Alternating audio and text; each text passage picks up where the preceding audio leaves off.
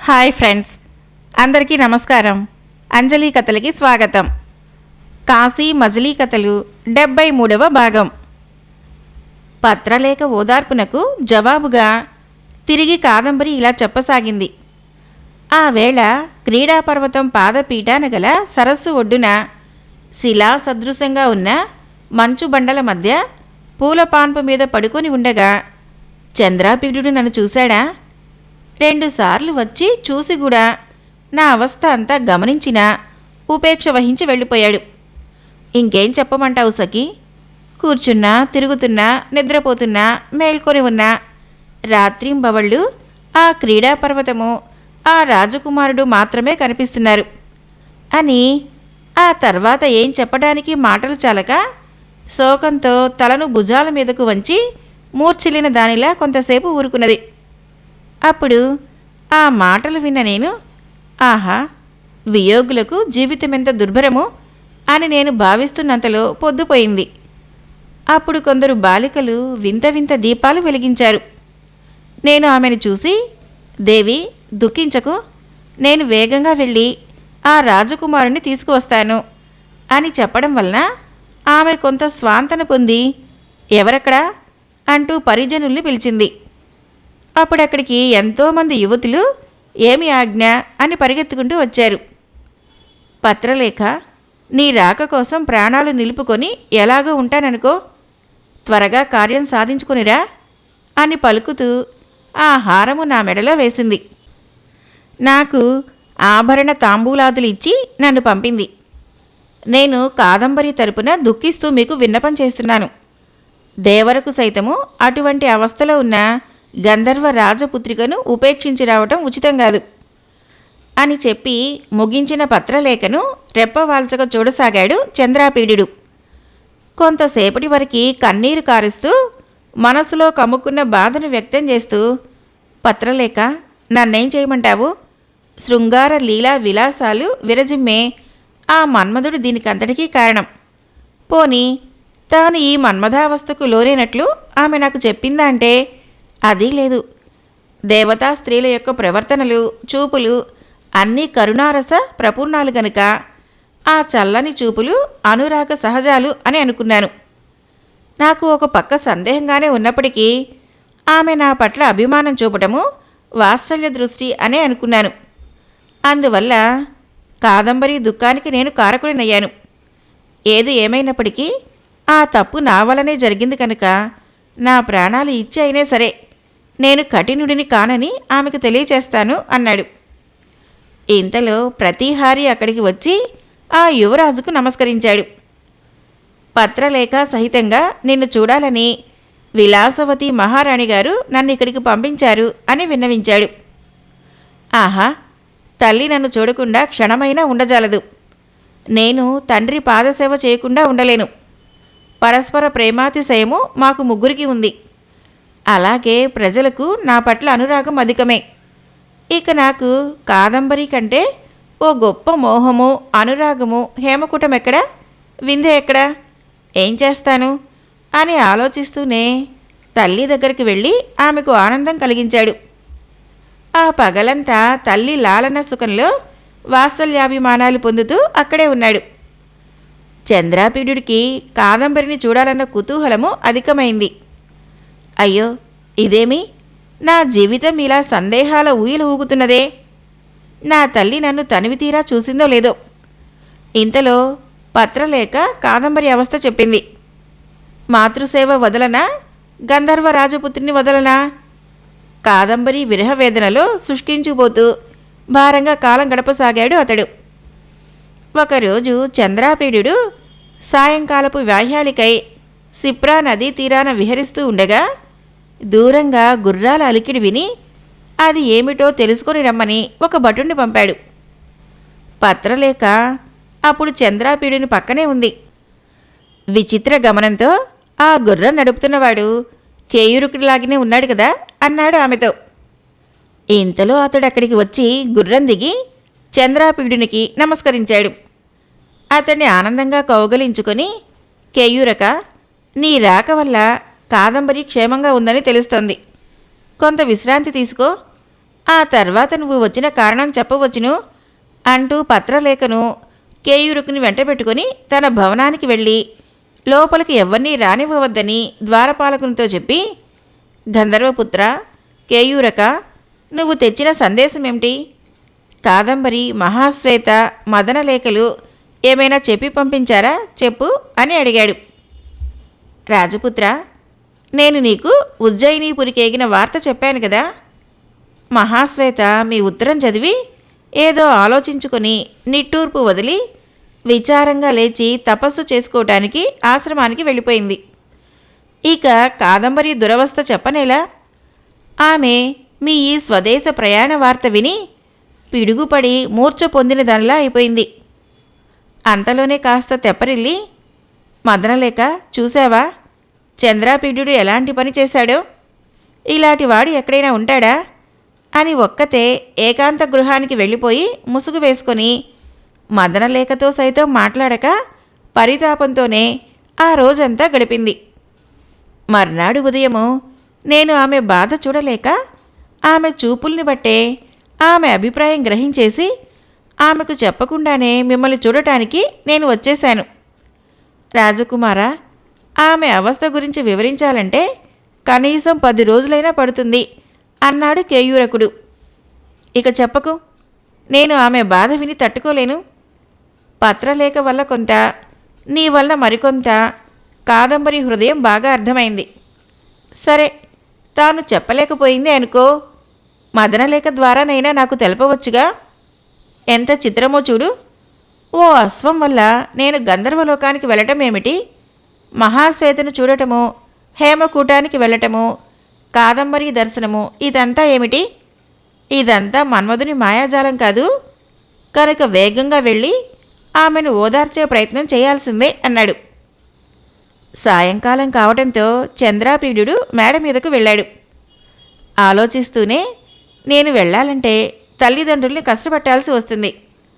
వెళ్ళకపోతే కాదంబరి ప్రాణత్యాగం చేస్తుంది. ప్రాణంలో ప్రాణం వైశంపాయనుడు నా దగ్గరలో లేడు అనుకుని ఎలాగో ఆ రాత్రి తెల్లవారించాడు. మర్నాడు ఉదయానికి వైశంపాయనుడు వస్తున్నట్లు తెలిసి ఆనందించి అతడొచ్చే వరకు తాను ఆగదలిచాడు. అందువల్ల మేఘనాథుడు పత్రలేఖను కేయూరుకునితో ముందుగా పంపడానికి తాను వైశంపాయనునితో కలిసి యుద్ధ సమాచారాలు విన్నాక బయలుదేరటానికి నిర్ణయించుకున్నాడు. పత్రలేఖను అక్కడికి రప్పించిన చంద్రాపీడుడు కేయూరకునితో, గంధర్వపుత్ర, నేను పత్రలేఖ ద్వారా కాదంబరికి సందేశం పంపుతున్నాను. ఈమెను కాదంబరి దగ్గరకు తీసుకువెళ్ళు.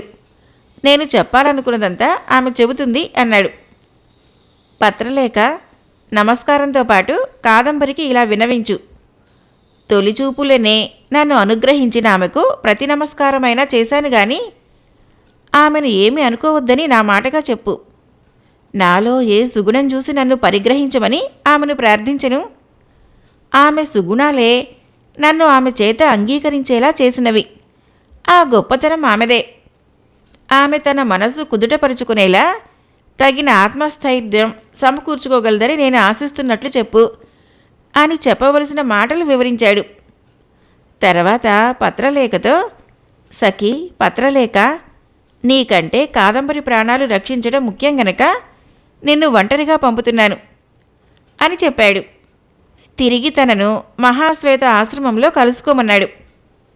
వాళ్ళు వెళ్ళాక అతడు, వీళ్ళు వేగంగా వెళ్తారా? దారిలో ఏదైనా అడ్డంకి రాదు కదా? ఎన్ని రోజులకు వెళ్ళి ఆమెను ఊరడిస్తారు అని ఆలోచించసాగాడు. కొద్దిసేపు శూన్యమైన హృదయంతో అక్కడ ఉండి, శిబిరం ఎంత దూరము, ఎక్కడుందో తెలుసుకొని రమ్మని వార్తాహరుణ్ణి పంపించాడు. వైశంపాయునికి ఎదురేగటానికి పంపించవలసిందని అడగటానికి తండ్రి దగ్గరికి వెళ్ళాడు. దూరం నుంచే నమస్కరిస్తూ వస్తున్న పుత్రుణ్ణి చూసి తారాపీడుడు నిబ్బరంగా వాత్సల్యం ఉట్టిపడేలా, వత్సా, రా రా అని చేతులు సాచి కౌగలించుకొని దగ్గర కూర్చుండబెట్టుకొని ఒళ్ళంతా నిమురుతూ దగ్గరలో ఉన్న ముఖ్యుడైన తన మంత్రితో ఇలా అన్నాడు. అయ్యా సుఖనాస, ఆయుష్మంతుడు చంద్రాపీడుని చూశావా? ఇతనికి యుక్త వయసు వచ్చింది. వివాహము యోగ్యమైన దశలో ఉన్నాడు. విలాసవతితో కూడా ఆలోచించి వీనికి తగిన పిల్లను తెచ్చి పెళ్లి చేయాలి అనటంతో సుఖనాసుడు, దేవా బాగా ఆలోచించారు. ఇతడు అన్ని విద్యల్లోనూ ఆరితేరాడు. ప్రజలకు సైతం సంతోషాన్ని కలిగించాడు. ఇక మిగిలినది పెళ్ళే కదా, తప్పకుండా దాని గురించి ఆలోచించవలసిందే అని పలికాడు. ఆ సమయంలో చంద్రాపీడుడు సిగ్గుచేత తలవాల్చుకొని మనస్సులో, బళి, వీళ్ళ మాటలు వింటుంటే నాకు కాదంబరితో సరైన సమయంలోనే సమాగమం ఏర్పడే సూచనలు కనిపిస్తున్నాయి. నా విషయంలో మా తండ్రికి ఈ సమయంలోనే బుద్ధి పుట్టడం చాలా శుభసూచకము అనుకున్నాడు. ఇంతలో వైశంపాయనుడి ప్రసక్తి రాగా అతనికి ఎదురేగి వెళ్ళమని తండ్రి ఆనతిని ఇచ్చాడు. చంద్రాపీడుడు ప్రాతకాల కృత్యాలు నిర్వర్తించుకొని తగిన పరివారంతో గుర్రమెక్కి అతి వేగంగా యుద్ధ శిబిరాల వైపు వెళ్ళాడు. వైశంపాయనుడు ఎక్కడ ఉన్నాడని గద్గద స్వరంతో అడిగాడు. అప్పుడు అక్కడ ఉన్న భటులు, రాజా, సర్వము నివేదిస్తాము, గుర్రం దిగి ఈ చెట్టు నీడన విశ్రమించండి అంటూన్న వాడిపోయిన వారి ముఖాల వంక చూసి మనసులోనే కలవరపడ్డాడు. ఎందుకంటే అతని వంటి ప్రాణమిత్రుడు దొరకటం దుర్లభం. అతన్ని తీసుకెళ్లకుండా తండ్రి ముఖం ఎలా చూడటము, సుఖనాసుని దగ్గరికి ఎలా వెళ్ళటము, నీ మిత్రుడేడి అని అడిగితే ఏం చెప్పడము అనుకుంటూనే, ఇంతకు అతడు క్షేమంగానే ఉన్నాడా లేదా అది చెప్పండి ముందు అని అడిగాడు. శివశివ, అలా అంటారేం, అతడు జీవించే ఉన్నాడు, ఇంకా 100 ఏళ్లు జీవించగలడు కూడా అని వాళ్ళు చెప్పగా చంద్రాపీడునికి ఎంతో ఆనందం కలిగింది.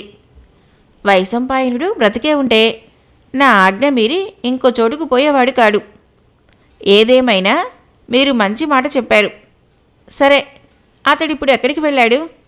అతన్ని విడిచి మీరు దేనికని ఇక్కడికి వచ్చారు? వేగంగా చెప్పండి అని కోరగా వాళ్ళిలా చెప్పసాగారు. వైశంపాయనుని కథ. దేవా వినండి, వైశంపాయనునితో కూడా కలిసి మమ్మల్ని రమ్మని చెప్పి మీరు వెళ్ళిపోయారు కదా. ఆ రోజు మేము ప్రయాణ సాధనాలన్నీ సర్దుకొని మర్నాడు ఉదయము ప్రయాణ భేరీ మోగించి బయలుదేరే సన్నాహాల్లో ఉండగా వైశంపాయనుడు వచ్చి ఆపుతూ, ఈ ప్రాంతాల్లో అచ్చోదము అనే పుణ్యమైన సరస్సు ఉంది, అందులో స్నానం చేసి శివుణ్ణి పూజించి రేపు వెళ్ళవచ్చు, ఈ పుణ్యభూమికి మళ్ళీ ఎప్పుడన్నా రాగలమో లేమో అంటూనే తాను కాలినడకనే ఆ సరస్సు వద్దకు వెళ్ళిపోయాడు. ఆ ప్రాంతమంతా రమణీయంగా ఉండడంతో అక్కడి ప్రకృతి సోయగాలను చూస్తూ అక్కడక్కడే తిరుగుతూ ఉంటే ఆ సరస్సున్న ప్రాంతంలో ఒక మణిశిలా మంటపం కనిపించింది. చిరకాలానికి కనిపించిన ఒక ఆత్మీయుని చూసినట్లుగా దాన్ని రెప్పవాల్చకుండా అత్యంత ప్రియంగా చూస్తూ అలాగే నిలబడిపోయాడు. నిర్వికారమైన మనస్సుతో ఏదో ధ్యానిస్తూ ముఖం క్రిందికి పెట్టుకొని ఆ మంటపంలో కూర్చున్నాడు. ఆ సౌందర్య వీక్షణ చేసి అలా ఏదో ఆలోచిస్తున్నాడనుకుని మేము ఆ స్థితిలో ఉన్న వైశంపాయుని చూసి కొంతసేపు అక్కడే సర్దు చేయక వేచి ఉన్నాము. కానీ ఆయన ఎంతకు అక్కడి నుంచి కదిలిరాడే. అప్పుడు మేమే వారి వద్దకు వెళ్ళి, ఆర్య, వేళ దాటిపోతోంది, స్నానం చేయండి, సైనికులు సైతము మీ రాక కోసం ఎదురు చూస్తున్నారు, ఈ ప్రదేశపు రమణీయకత అట్లాంటిది, ఎంతసేపు చూసినా చూడాలనే అనిపిస్తుంది, ఇక ఆలస్యం కూడదు, పదండి వెళ్దాం అన్నాడు. అయినా అతను కదల్లేదు, మాకు జవాబు చెప్పనూ లేదు.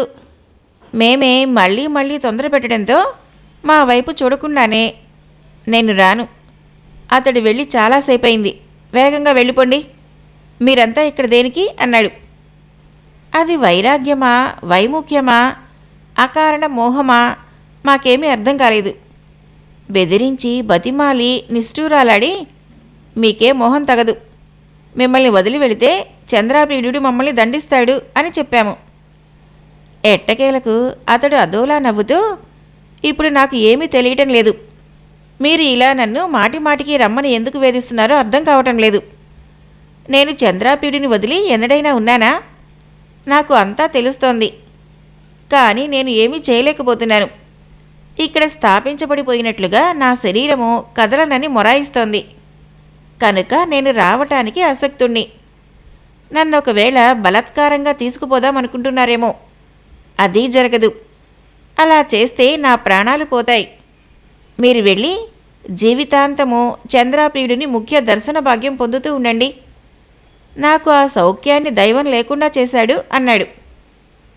మేము అదంతా నటన అనుకొని, చాలించండి మహానుభావా, అలా అంటారేం, చంద్రాపీడుని దగ్గరికి రారా అని చాలాసార్లు బ్రతిమిలాడాం. అయ్యయ్యో, చెబితే మీకు అర్థం కాదా? చంద్రాపీడునిపై ఒట్టు, నాకేం తెలియటం లేదు. నేను రావటానికి సమర్థుడిని కాను, కారణం తెలియదు. అంతా చూస్తూనే అడుగుతారేం, వెళ్ళండి వెళ్ళండి అని కొంతసేపు ఊరుకున్నాక అక్కడ లతలు పొదలు తదేకంగా చూసి వాటి మధ్య తిరుగుతూ ఆ ఆలయంలోనే ఏదో మర్చిపోయిన వాడిలా వెతుకుతూ ఏ ఇతర దృష్టి లేక సంచరిస్తున్నాడు.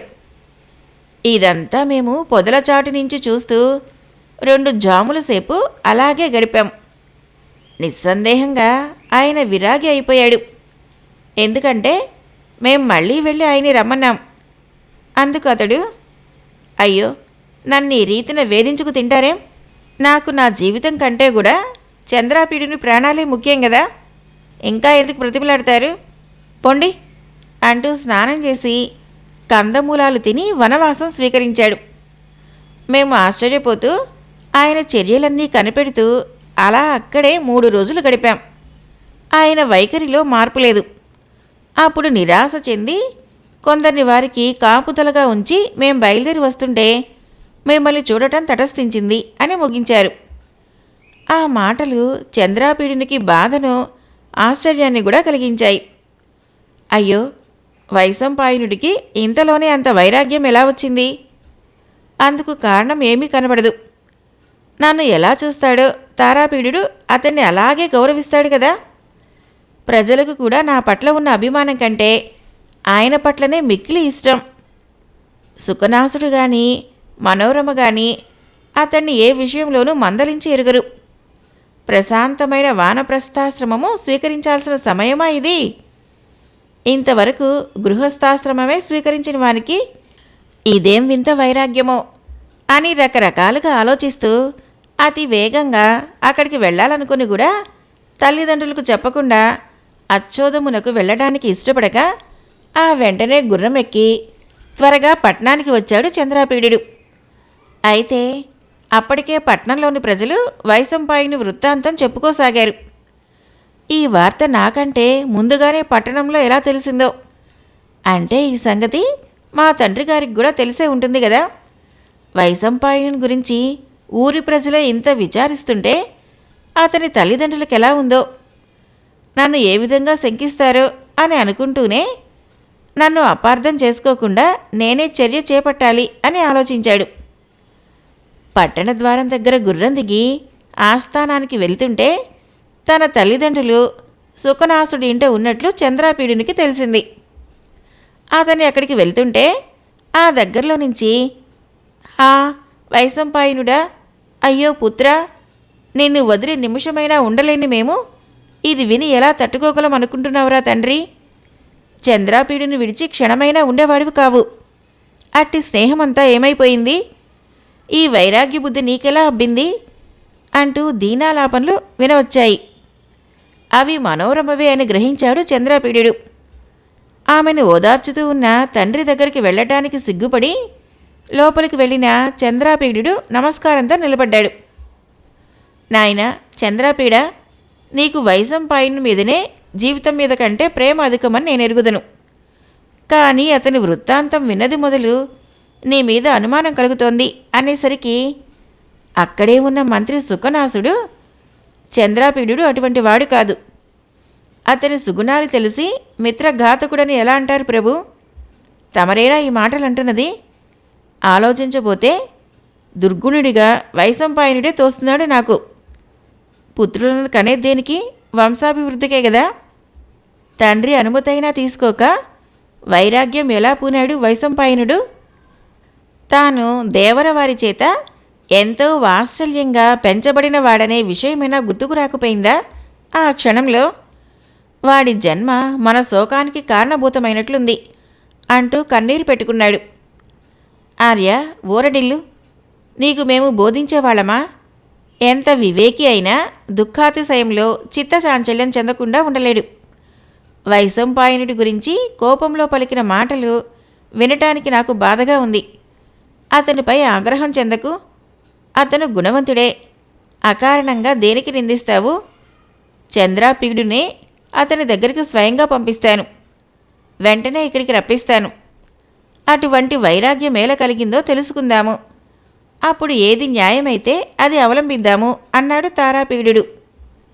దీనికి జవాబుగా, దేవా, వైశంపాయనుడిపై మక్కువతో నువ్వు అలా అంటున్నావు గాని ఆ ఔదార్యానికి తగినవాడా నా పుత్రుడు అన్నాడు సుఖనాసుడు.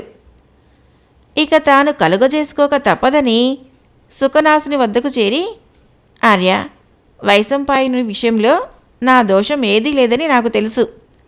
ఎవరన్నీ అనుకున్నా నా హృదయాన్ని నేను మోసం చేసుకోను కదా. నా హృదయం వేరెవరో కాదు, వైశంపాయనుడే. అయినప్పటికీ నా పట్ల మా తండ్రి గారికే అనుమానం తోచిందంటే ఇక లోకుల నోళ్ళు చెప్పనక్కర్లేదు. ఆ లోకోపవాద భీతి నన్ను బాధిస్తుంది. దీనికి ప్రాయశ్చిత్తంగా వైశంపాయనుణ్ణి తోడ్కొని తీసుకురావటానికి నన్ను వినియోగించండి. మరో విధంగా నేను ఈ అపవాదును బాపుకోలేను. గుర్రంపై తక్షణం వెళ్ళటానికి అనుమతినిస్తే నా ప్రియమిత్రుడితో తిరిగి రాగలను.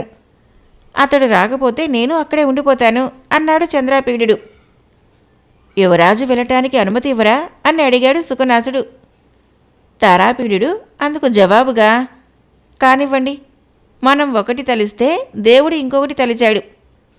యువరాజు వెళ్ళి తప్పకుండా వైశంపాయనుణ్ణి తీసుకురావాల్సిందే. అతన్ని విడిచి ఇతను క్షణమైనా ఉండలేడు. అతన్ని తీసుకురావడానికి నా కుమారుణ్ణే కాదు, అవసరమైతే అతడి తల్లి విలాసవతిని కూడా పంపుతాను అని అప్పటికప్పుడు దైవజ్ఞుల్ని రప్పించి ప్రయాణానికి ముహూర్తం పెట్టించాడు. చంద్రాపీడునితో, నువ్వీ వార్త మీ తల్లితో కూడా చెప్పి తక్షణం బయలుదేరు అని అనుజ్ఞనిచ్చి సుఖనాసునుడితో తన భవనానికి వెళ్ళిపోయాడు తారాపీడుడు. చంద్రాపీడుడు తల్లి దగ్గరికి వెళ్ళి నమస్కరించి ఆమెకు దగ్గరగా కూర్చున్నాడు. ఎంతో విచారంగా ఉన్న మనోరమతో, తల్లి, చింతించకు, వైశంపాయనుణ్ణి తీసుకురావటానికి తండ్రిగారు ఆజ్ఞ ఇచ్చారు. నేను వెంటనే వెళ్ళి అతన్ని తీసుకువస్తాను. నువ్వు అనుమతించాలి అన్నాడు.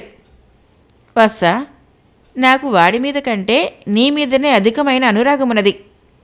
నువ్వు వెళ్ళావంటే నేను ఎవరిని చూసి ధైర్యంగా ఉండగలను. కనుక నువ్వు వెళ్ళవద్దు. దైవానుగ్రహం ఉంటే వాడే తిరిగి వస్తాడు అన్న తల్లిని పరిపరి విధాలా ఒప్పించడంతో మనోరమ కూడా ఒప్పుకోక తప్పింది కాదు. అంతలో సాయంకాలం కావటంతో చంద్రాపీడుడు ఆ రాత్రి భోజనం చేసి శయ్య మీద పడుకొని రకరకాలుగా ఆలోచించసాగాడు. నేను ముందుగా అచ్చోద సరస్సునకు వెళ్ళి వెనక వైపు నుంచి వైశంపాయనుడి కంఠాన్ని పట్టుకొని, ఇంకెక్కడికి వెళ్తావు అని పట్టు కూర్చుంటే నా మాట తోసేయలేక వచ్చేస్తాడు కదా. ఆ తర్వాత మహాశ్వేతాశ్రమానికి వెళ్ళి అక్కడి నుంచి ఆమెతో కూడా కలిసి హేమకూటం వెళ్తాను. అక్కడ కాదంబరి సిగ్గుల మొగ్గయి తటాళ్ళ నన్ను చూసేలా సార్థకమైన చూపులు తనవేనని భావించేలాగా ఆమె కళ్ళపడతాను.